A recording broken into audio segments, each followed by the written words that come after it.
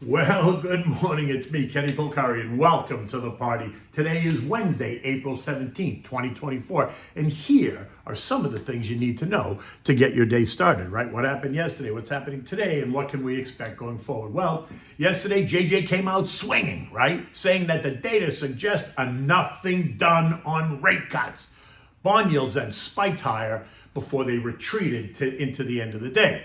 Now you got to ask, what will today's 20-year bond auction reveal? Is it going to reveal weakness or strength? Are yields going to go up or yields going to go down? Yesterday, the dollar rallied, oil and gold retreated, which makes some sense after the surge that we've seen. Then you got to ask, will the host of talking Fed heads, though, later on this week, create more chaos for the markets? And what do we have for dinner tonight? We're going to have the grilled shrimp over orzo, right? It's a great spring summer dish, so you can use this one for the next couple of months. Now, here's what he said, and I quote, "There has been a lack of further progress this year on inflation. The recent data have clearly not given us greater confidence and instead indicate that it's likely to take longer than expected to achieve that confidence." That was Fed Chair Jerome Powell on April 16th. Okay, boys. Does anyone have any questions now? Is this still a jump ball? Are we still questioning what's going to happen? Is anyone unsure of what he said? But if you want, let me clarify. The current state of the monetary policy should remain in place until inflation gets closer to target. Read no rate cuts. Currently, the target is 2%. Although remember last week, Mohamed El-Arian, he floated the idea that maybe 2% is no longer realistic in this new economy, saying, and I quote him, "Inflation will be sticky, but that shouldn't stop the Fed because the 2% target is too tight for a global economy going through a major rewiring," right? What Mohamed essentially said was that if the Fed raised the target from 2% to 3%, then essentially they won the game. And if they won the game, then they could cut rates. Now, I think that's a stretch. I don't see it. Right? And while I think it was an attempt by the Fed to test the market's reaction to that idea, I'm not in the camp that that's the right thing to do at all. Right? We've seen 3 months of rising month-over-month inflation numbers. And while 1 month doesn't make a trend, 3 months begins to make a trend. So cutting rates when the trend is rising doesn't make 0 cents. It makes less than 0 cents. So let's just toss that one out to the side for now. I just don't see how they can justify it, right? The current 5.25%, 5.5% Fed funds rate has been in place since July of 2023. And yet, the economy has not slowed measurably by any sense, right? It has not fallen off the cliff. Job market remains strong. Manufacturing and services PMIs remain in expansionary territory. Industrial production, capacity utilization, durable goods all remain strong. Housing starts, building permits are up. New home sales are up. Retail sales remain robust, and we saw that the other day. And inflation month over month has turned up, not down. So tell me again, why is there this push to cut rates? Still making no sense to me. Is it only because JoJo and his band of merrymen have spent so much money like nobody's business and that the country's debt is unsustainable and interest on that debt is going to be bigger than what we spend on defense? Here's a thought. Stop the spending, cancel the stupidity, and get your house in order. Now, to be fair, this is a government problem. Both sides have to be held responsible for where we are, not just JoJo, all right? So let's be fair. But remember, he is the president. So the buck has to stop somewhere, so might as well stop at the White House. The same way in business, the buck will stop at the C-suite. Ultimately, the C-suite is responsible. In the end, he has to bear this responsibility this time around, period, the end. Okay, so let's move on now, right? The speech sent bond yields down, bond prices down and yields up, which is not a good sign. The TLT, the 20-year bond ETF, fell by 0.7, and the TLH, which is a 10 to 20-year bond ETF, fell by 0.5%, leaving the TLT down 11% year to date and the TLH down 8.5%. Yesterday, Gunjan Banerjee, a money and markets reporter at the Wall Street Journal, posted this comment by the JP Morgan crowd on Twitter, right? JP Morgan was being very coy. Listen to this, and I quote it. "Despite elevated yield levels, we think tomorrow's auction will need to build in greater concession in order to be digested smoothly." Okay, first, the auction is a 20-year bond auction, and that's today. Next, don't you love the way these Ivy League guys just put this stuff? Note the language. build in a greater concession in order to be digested smoothly. Dude, really? What is that? Who are you? Who talks like that? Stop the antics and call it what it is. What JP Morgan is saying is that Treasury Secretary Janet Yellen should expect to be lowballed today, right? She should expect the buyers to be less aggressive, less competitive, and that's going to send bond prices down and yields up. That's essentially what JP Morgan meant by that word salad. On the back of the news, the 2-year kissed and penetrated 5% at 1:30 in the afternoon, rising as high as 5.006% before settling at 4.98.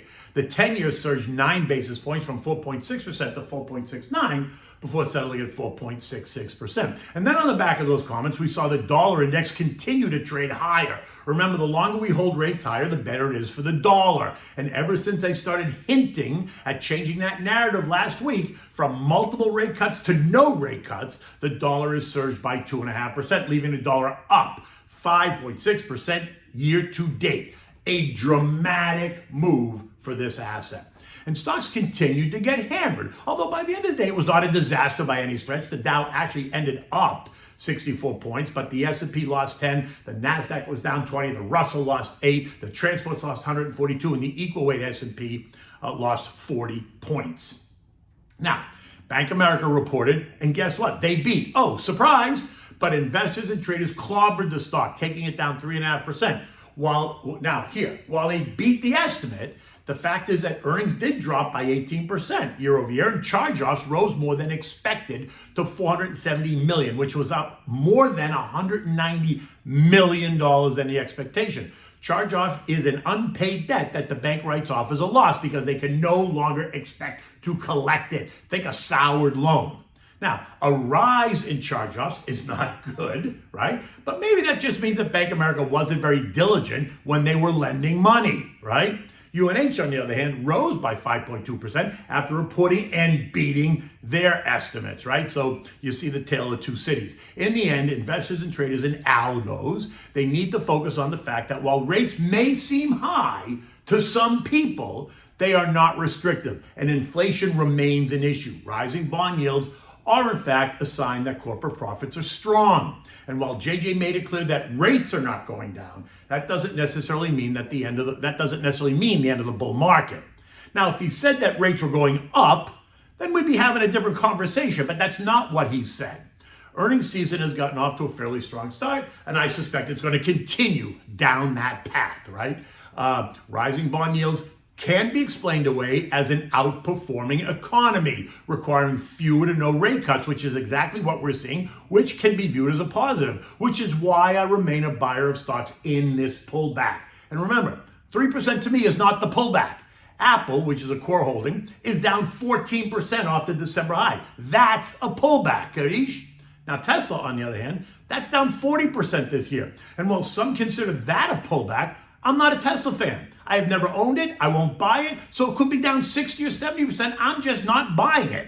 It is not a name on my radar. So that one doesn't make a difference to me. So it's down 10% or 70% makes absolutely zero difference in that name.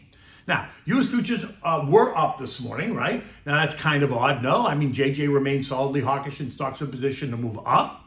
Yes. Why? Well, first of all, there's been some pullback in the indexes and even more pullback in individual names. So there are some bargains lurking. Earnings season continues to produce that better than expected results. Forward guidance has not been negative. Investors are recalibrating their bets on the future path of monetary policy and reassessing what strong corporate profits are suggesting.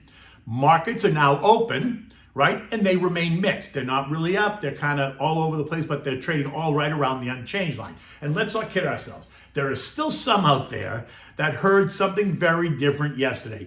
They heard what they wanted to hear. And that is, while he said higher for longer, he didn't say never. I mean, it's comical, right?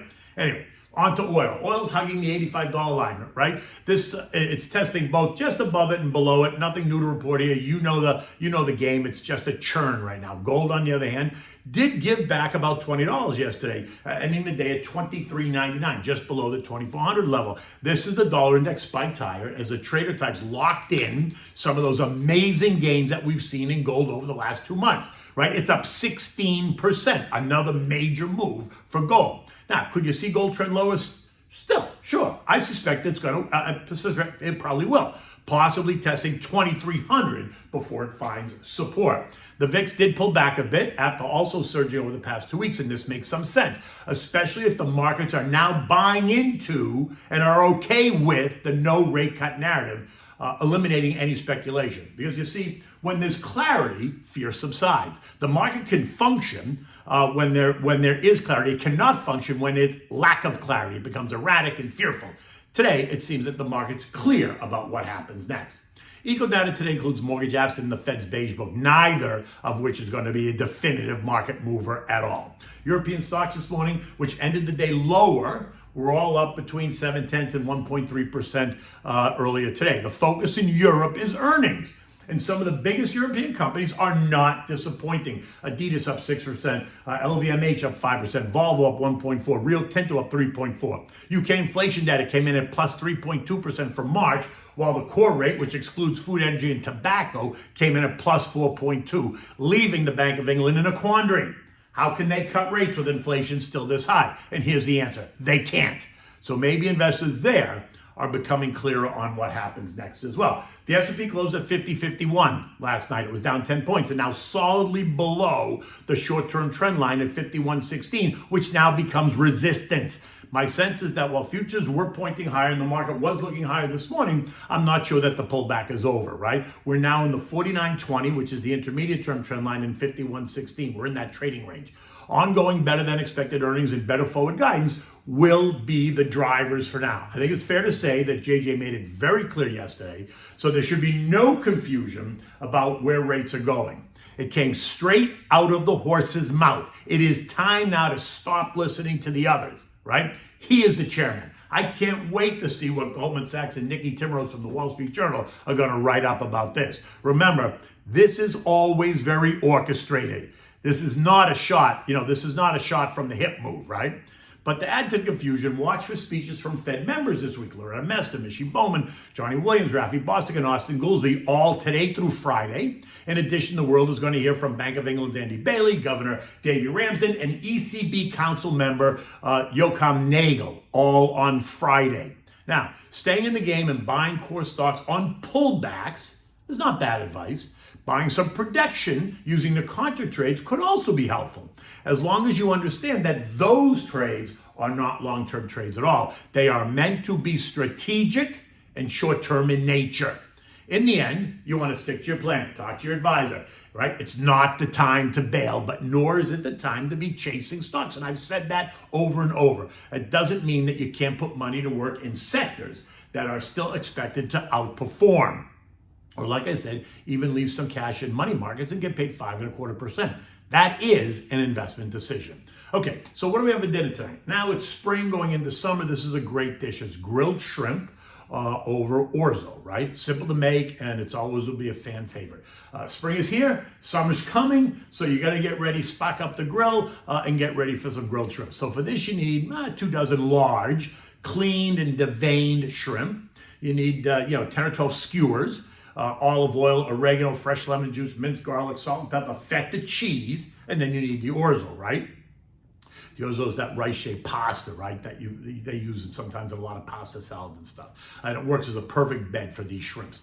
Now you're going to get going to put the shrimps on the skewers, right? So if you're using the wooden skewers, you want to soak them in water for about 20 minutes first, so that they don't burn when you put them on the grill, right? If you're using a metal skewers, no problem. Now take the shrimp, pierce the shrimp onto the skewers, maybe four on each skewer. Set them aside in a deep Pyrex dish. Now, next you're going to mix the olive oil, the garlic, the oregano, the lemon juice, salt and pepper. You're going to shake it well. You're going to pour half of that, over the shrimps, right? Toss them, make sure they're coated, put it in the fridge and let them marinate.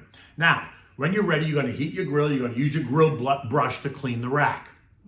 You're also going to bring a pot of salted water to a rolling boil, and you're going to add the orzo. You're going to cook the orzo for 6 to 8 minutes or so. Don't let it get mushy, so don't overcook it. Keep it a bit al dente. When the pasta is done, you're going to strain, right? You're going to strain it. You're going to put it back in the pot. You're going to throw in the feta cheese. You're going to mix it with that. Then take the other half of the marinade and pour it over the pasta and mix it all well, right? Now the warm pasta is going to start to make the feta cheese kind of melty. That's okay. And now place this all on a family style platter. Place the orzo on a family style platter.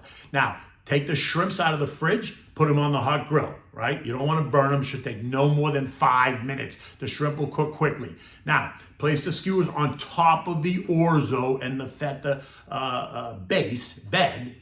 Take a picture to remind yourself of how great and simple this dish really is. And you can enjoy this with, your favorite chilled, in this case, it would be a white wine, or if it's really summertime, maybe you want to go even with a rosé wine, but I wouldn't go with a heavy red wine with this dish at all. Not at all. In any event, I'm kind of going Tommy Bahama again today. I'm going to be off the grid for about a week. I got a couple of things going on, so I will be back the week of April 28th. In any event, I'll see you then. Take good care.